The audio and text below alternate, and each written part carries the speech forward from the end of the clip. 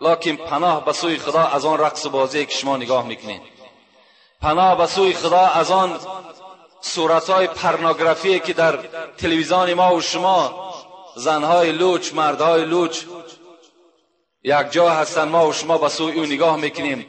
رسول اکرم میگوید العینان تزنیان و زناهما النظر، چشمها هم زنا میکنن و زنای چشم چی است؟ نظر کردن به سوی حرام کرده های خدا. شما وقتی که اگر بر تلویزیونی که نگاه میکنید در او رقص و بازی است، یا در او مثال بگیم بدنهای لوچ است، یا دیگر معرکه های فاسده که خدا بر اونها حرام کرده است، این چشمها را به سوی او روان میکنید. به خدا قسم حدیث پیغمبری خدا است در چشمهای شما و گوشهای شما سرب دوزخ ریخته میشود. شما این احتیاط کنید، هیچگاه نظر بر این نکنید. این هم یک داعی همون یهودیا هست که امروز ما و شما را تبلیغ با سوی همون حرام ها میکنند. از دجال دیده همین تلویزیون امروز بدتر است. خیلی با احتیاط باشید.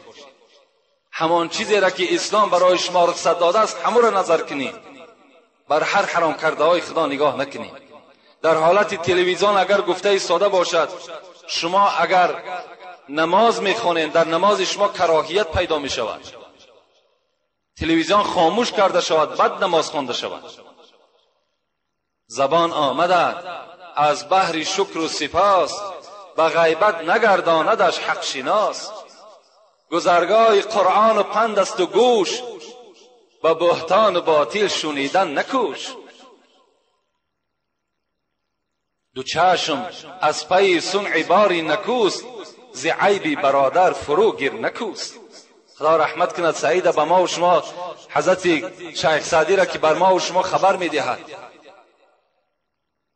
چی میگوید؟ این زبانی که خدا در کام شما جا کرد این برای ذکر و سپاس او ذات است. این گوشهایی که برای شما داده است که امروز در اکثر ماشین های ما و شما صدای نغمه های ناجایز است که ما با این گوش ها گوش میکنیم، شیخ سعدی میگوید که این برای شما جایز نیست. نه یک شیخ سعدی بلکه خدای شما، پیغمبر شما را منع میکند از گوش کردن این. و این چشم هایی که خدا بر شما داده است اینا برای چی است؟ برای این بزرگی خدا را مشاهده کردن است. شما آسمان را نگاه کنید بی ستون، این ذاتی که خالق همه ما و شما است چگونه نگاه دارد. زیر دریا را نگاه کنید، اینا را شما مشاهده کنید. این چشم برای این است.